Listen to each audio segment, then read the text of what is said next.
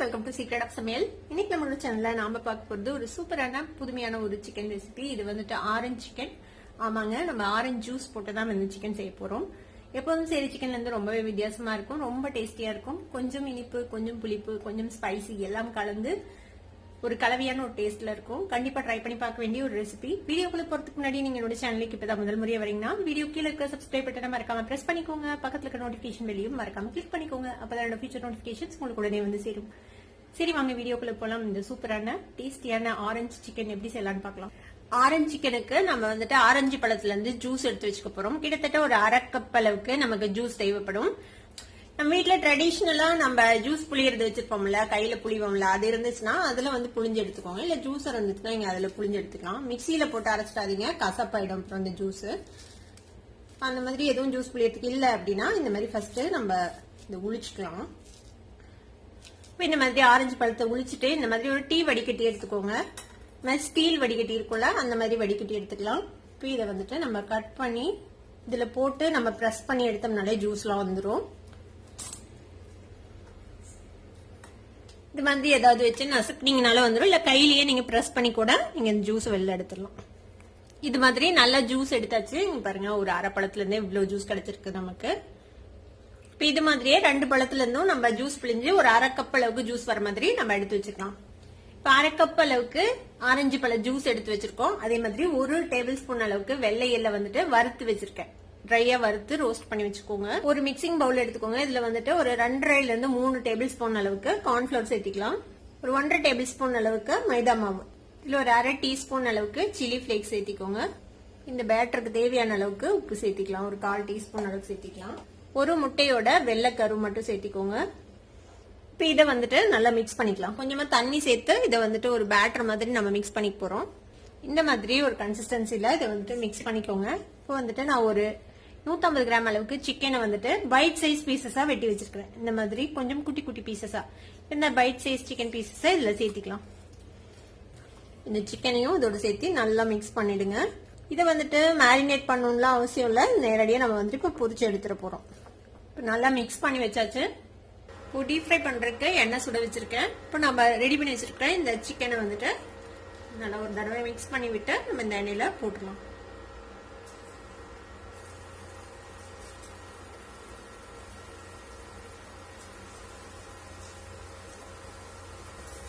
இது வந்துட்டு ஒரு 3 to 4 மினிட்ஸ் ஃப்ரை பண்ணி எடுத்துருங்க. நல்லா ஹை ஃபிளேம்லயே வச்சு பாத்தீங்கன்னா தெரியும், ஒரு 3 நிமிஷம் நம்ம ஃப்ரை பண்ணிருக்கோம். நல்லா ஃப்ரை ஆயிடுச்சு, கிறிஸ்பியா கலரும் மாறிச்சு பாருங்க, லைட்டா ஒரு கோல்டன் கலர் வந்துச்சு. இப்போ நம்ம இதை எடுத்துடலாம்.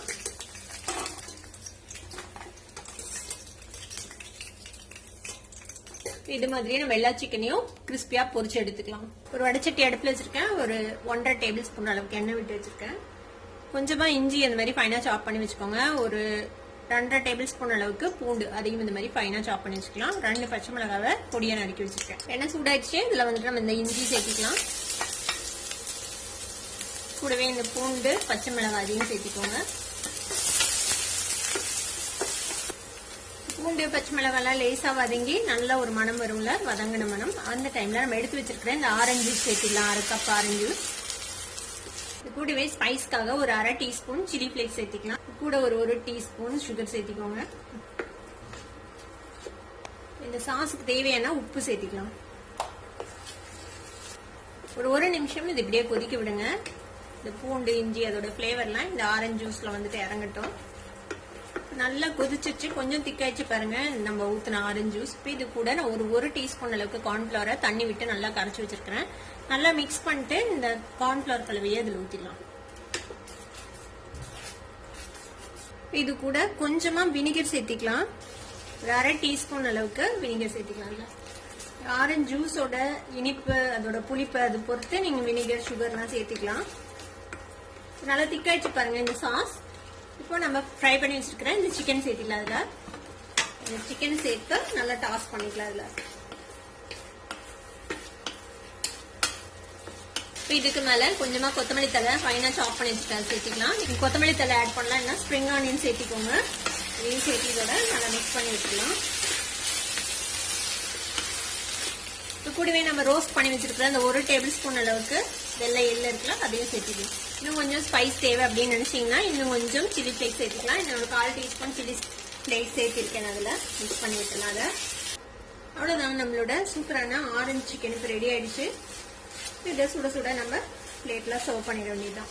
நம்மளோட ஆரஞ்சு சிக்கன் சூப்பரா ரெடி ஆயிடுச்சு. கண்டிப்பா ட்ரை பண்ணி பாருங்க. ட்ரை பண்ணி பார்த்துட்டு எப்படி இருந்தது அப்படின்னு கமெண்ட்ஸ்ல ஃபீட்பேக் கொடுங்க. இந்த வீடியோ உங்களுக்கு பிடிச்சிருந்தா சப்ஸ்கிரைப் பண்ணுங்க, பக்கத்துக்கு பெல் ஐகானை கிளிக் பண்ணுங்க. அப்பதான் ஃபியூச்சர் நோட்டிபிகேஷன்ஸ் உங்களுக்கு உடனே வந்து சேரும். லைக் பண்ணுங்க, ஷேர் பண்ணுங்க. தேங்க்யூ ஃபார் வாட்சிங் வீடியோ வியூவர்ஸ். Bye bye.